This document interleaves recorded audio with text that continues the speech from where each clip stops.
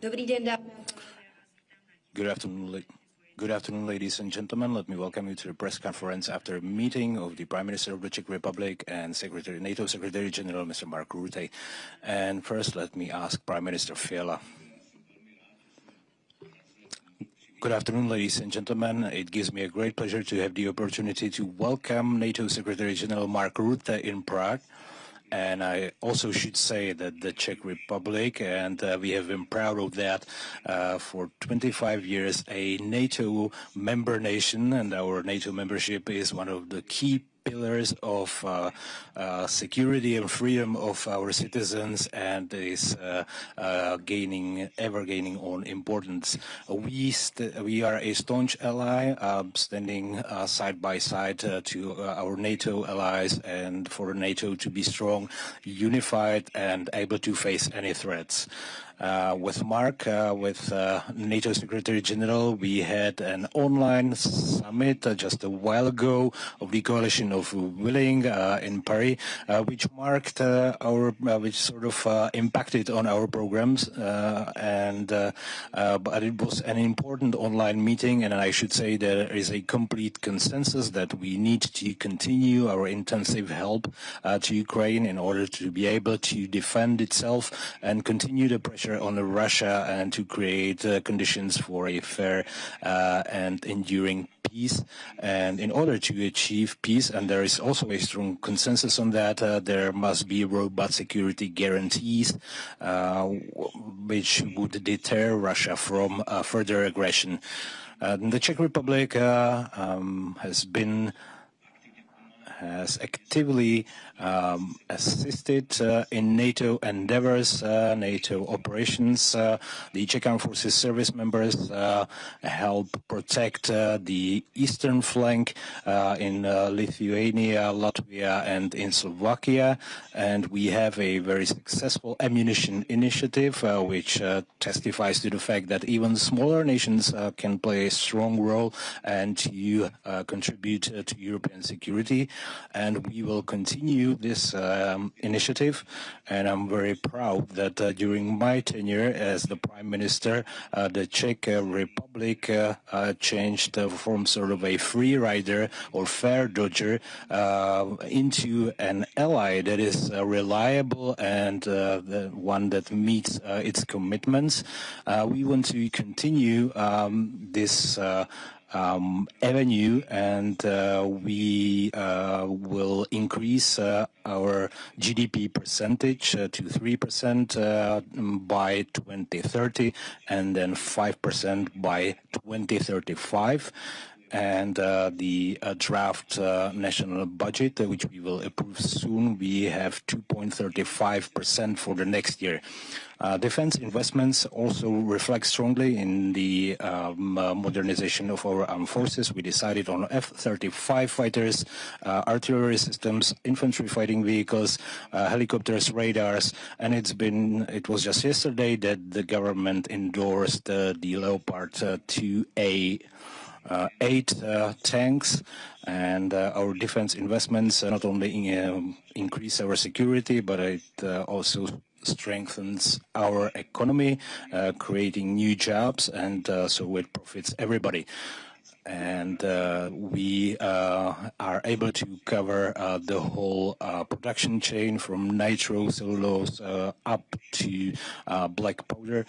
So our manufacturers work to the effect to have all the elements of the production chain across Europe, because we need to do away with our dependence on China and other unreliable manufacturers. And NATO strives to expand the production in NATO nations. That is also done by the European Union, and this needs to be continued.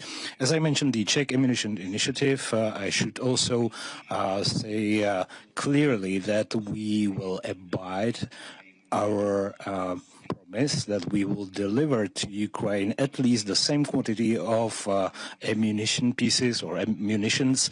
Last year it was 1.5 million, and this year we have been able to deliver 1.1 million rounds. And it's clear that sufficient firepower in artillery continues to be one of the key elements of defense against the Russian aggression. We also continue the training of Ukrainian forces, and we are about to start the training of the Ukrainian F-16 pilots on our subsonic aircraft and simulators.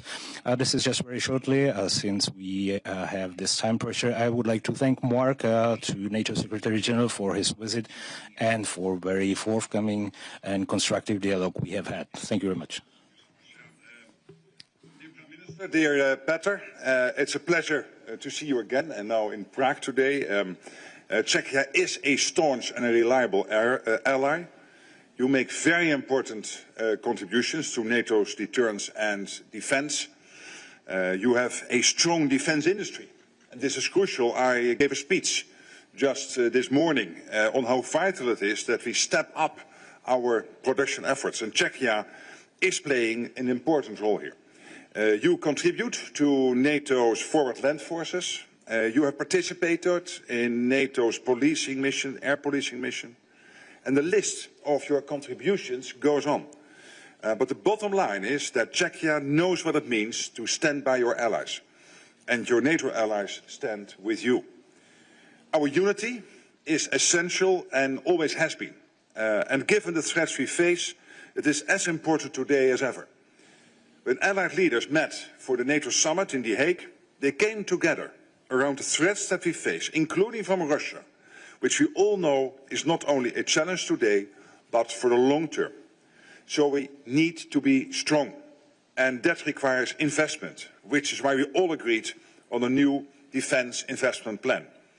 To invest 5% of GDP annually in defense, on core requirements to 3.5%, and then on defense and security-related spending 1.5% by 2035.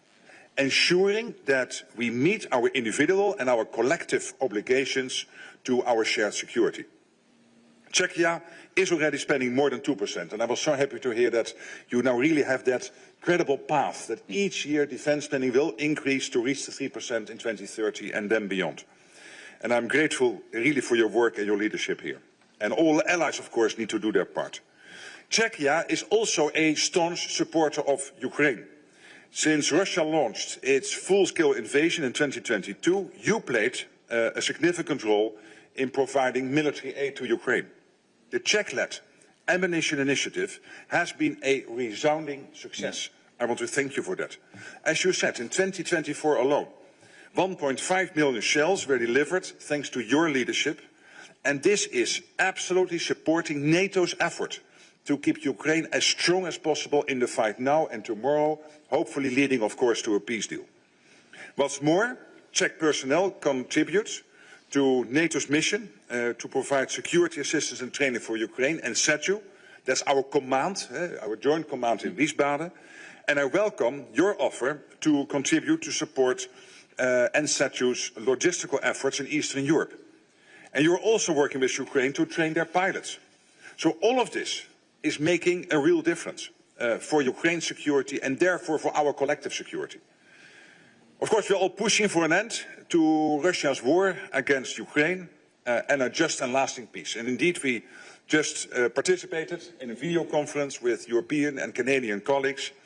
And this is all against the fact, because they started as President Trump breaking the deadlock with Putin, engaging with him, and therefore now for us to design the security guarantees as Europeans and Canada with the US to make sure that when talks start, the Ukrainian president knows that he has the full backing of the US, of Canada, the Europeans, all of us in NATO, but also countries outside NATO.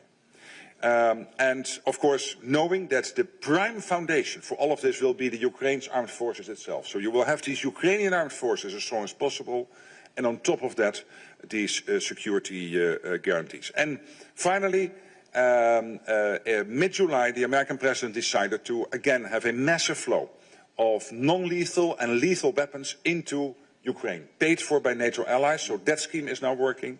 Many countries are investing in Ukraine's defense industry. And of course, there are the bilateral projects. But here, You are leading the way again with the Czech ammunition initiative, and again want to highlight that. Thank you for that. Thank you for your leadership, our personal friendship over the years, and my previous role and this role. We stand together, and I know I can count, NATO can count on Czechia's continued commitment. Thank you so much. Tak já moc děkuji obou řečníkům. Thank you very much, and we have just time for one question. So Czech TV. Czech television. Let me follow on what you said in the morning, that according to you, Russia will be a confronting and destabilization force in Europe. Is that realized by all NATO nations or not? Yes, the facts are there. Russia is investing 40% of its state budget in defense. And of course, you sometimes here and there have a nice parade. But that's not why they are investing all that money. They are investing it because they want to be successful in Ukraine, and we have to prevent them from being successful. But beyond Ukraine, it will not stop. And we have seen recent announcements and comments by senior military and also intelligence leaders in Europe saying that Russia might be ready by 27, by 29. Some are saying by 2030, 2031, to really, if they would choose so, try to attack NATO territory. And we have to make sure that our deterrence is such that they will never try, knowing that our reaction will be devastating. That is, yes, money, because we need more men and women in uniform, but also, yes, production, because production capacity, and also here, the Czech Republic is very important because of your overall, let's say, history and still very much presence when it comes to defense industrial production. That in itself is also a deterrence factor. But to everybody watching this, please, men and women, citizens of the Czech Republic and all over Europe, Canada and the US, let's not be naive about Russia. We know what Putin tries to do, and the evidence is there in Ukraine as we speak, and it is there. That's a threat for the long term, I'm afraid. Já moc děkuji, tiskovou konferenci končím. Thank you very much. That's it. Have a nice day.